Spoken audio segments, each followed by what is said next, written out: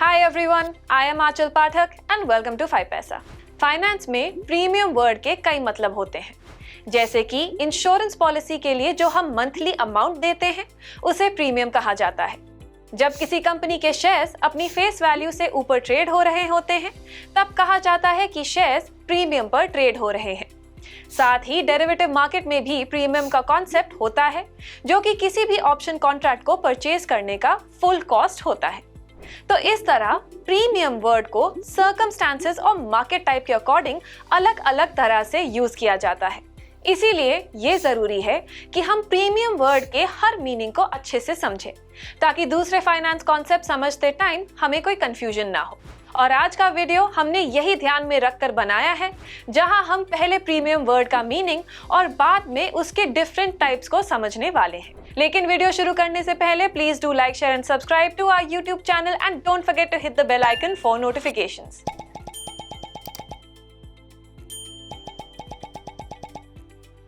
So let's start with what is premium. Premium एक Latin word praemium से derive किया जाता है, जिसका मतलब है रिवॉर्ड या प्राइस। जनरली किसी भी सिक्योरिटी की फंडामेंटल या इंट्रिंसिक वैल्यू के बियॉन्ड जो उसका प्राइस होता है उसे प्रीमियम कहा जाता है।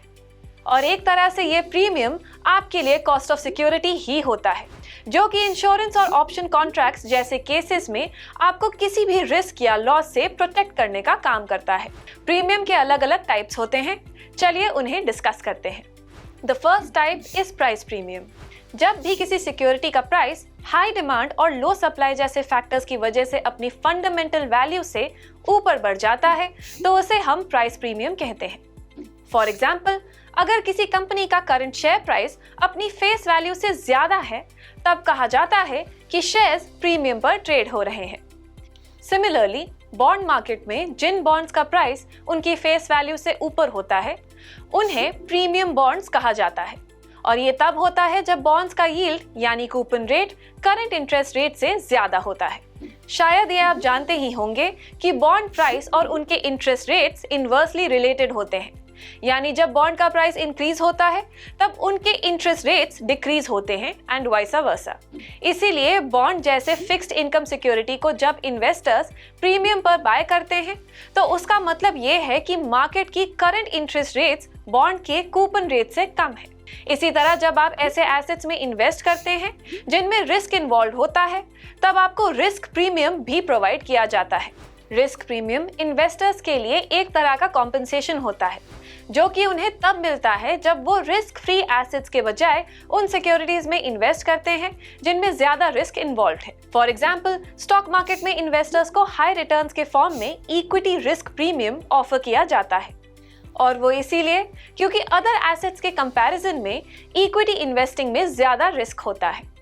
इक्विटी रिस्क प्रीमियम का ये साइज इन्वेस्टर्स के पोर्टफोलियो पर डिपेंड करता है, और जैसे जैसे मार्केट का रिस्क लेवल चेंज होता है रिस्क प्रीमियम भी इवॉल्व होता रहता है। प्रीमियम का दूसरा टाइप है ऑप्शंस प्रीमियम, जो कि बेसिकली ऑप्शन कॉन्ट्रैक्ट का परचेज प्राइस होता है।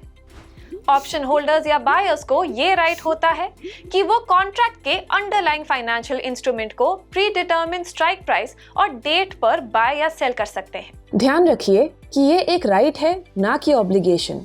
यानी ऑप्शन बायर्स चाहे तो अंडरलाइंग इंस्ट्रूमेंट को खरीद या बेच सकते हैं, पर उन्हें ये करना है ऐसा कोई रूल नहीं है। साथ ही शॉर्ट मैच्योरिटी कॉन्ट्रैक्ट्स के कंपैरिजन में लॉन्ग मैच्योरिटी वाले ऑप्शंस के प्राइस हमेशा ज्यादा ही होते हैं, और उन पर जो प्रीमियम पे किया जाता है वो बेसिकली कॉन्ट्रैक्ट की intrinsic value plus time value होती है।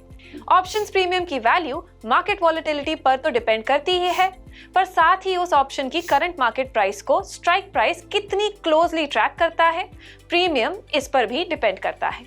इसके अलावा इन्वेस्टर्स कभी कभी ऐसा भी करते हैं कि वो अपने एक ऑप्शन कॉन्ट्रैक्ट को सेल करके उससे मिलने वाले पैसों से दूसरे किसी ऑप्शन को या फिर अंडरलाइंग एसेट को परचेज कर लेते हैं, और वो जिस बेसिस पर अपनी पोजीशन सेटअप करते हैं ये उस पर डिपेंड करता है कि फ्यूचर में उनके इन्वेस्टमेंट की रिस्क प्रोफाइल घटेगी या फिर बढ़ेगी।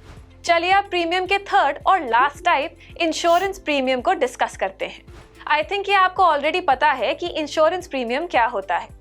जब हम इंश्योरेंस पॉलिसी बाय करते हैं तब इंश्योरर कंपनी हमें एक पर्टिकुलर अमाउंट का कवरेज देती है, जिसके लिए हमें मंथली एक फिक्स्ड अमाउंट कंपनी को देना होता है।